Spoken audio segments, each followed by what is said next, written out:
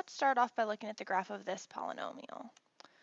Our first question asks us, what are the roots of this polynomial? And as you'll recall from the beginning of the year, the roots are the same thing as the x-intercepts. So our roots would be -3, -1, and +2. If we wanted to rewrite them in factor form, we know that the roots are the solved version of the factors, so the roots and the factors have opposite signs, and the factors are in parentheses with x. So we'll have x plus 3, x plus 1, and x minus 2. What we're going to do is start by taking our roots and writing them back in factored form. So if we have a root of 3, we have a factor of x minus 3. We have a root of -2, we have a factor of x plus 2. And if we have a root of 1, we have a factor of x minus 1. What we're going to do is start by multiplying the first two together. So we'll get x squared plus 2x minus 3x minus 6. So we've combined those, and then I'm bringing down my x minus 1.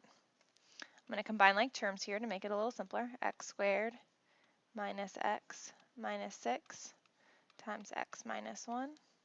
And then I'm going to multiply all three of these with both of these. So x squared times x is x cubed. X squared times -1 would be -x squared. And what I like to do while I'm multiplying is I like to write my like terms in columns going down, because these answers can get really long and it's harder to see the like terms. So we finished multiplying the x squared with both of those. So we're going to do -x times x, which will be -x squared. So I'm going to put that below my other x squared. -x times -1 will be +x. -6 times x would be -6x. -6 times -1 would be +6. Then I'm going to combine all my like terms.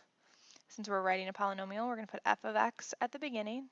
It's going to equal x squared minus 2x squared minus 5x plus 6.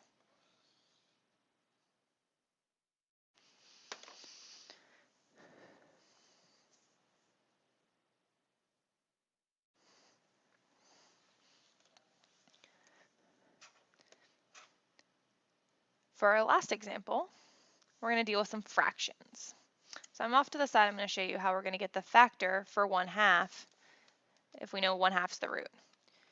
So if we know x equals 1/2, to get rid of the 2 in the denominator, we're going to multiply both sides by 2.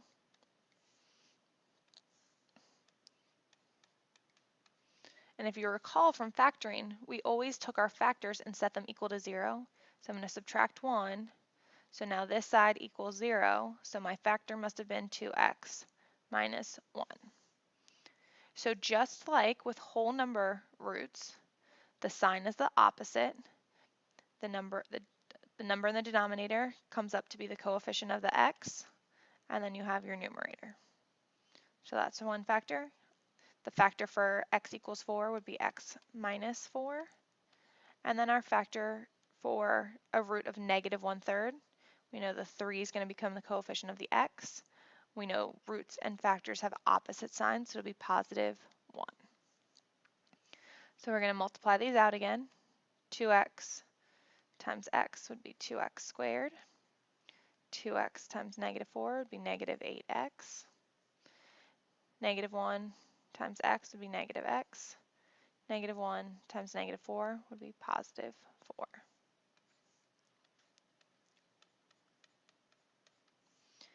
Then we're going to combine like terms. So we have 2x squared minus 9x plus 4 times 3x plus 1.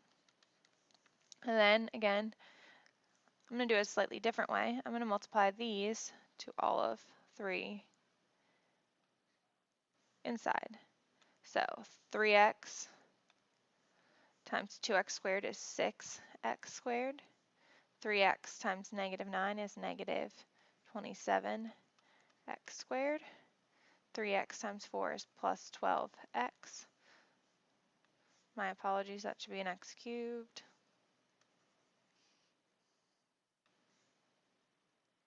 All right, now I'm going to do positive 1 times all of these, which will keep them all the same. 2x squared minus 9x plus 4. And if we combine all our like terms down our columns, we'll get 6x cubed minus 25x squared plus 3x plus 4.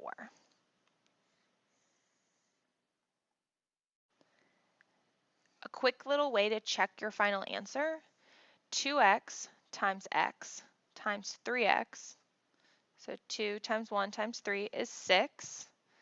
X times x times x is x cubed. And then look at your constants. Negative 1 times negative 4 is positive 4 times positive 1 is positive 4 on the end. That's all for today. See you in class.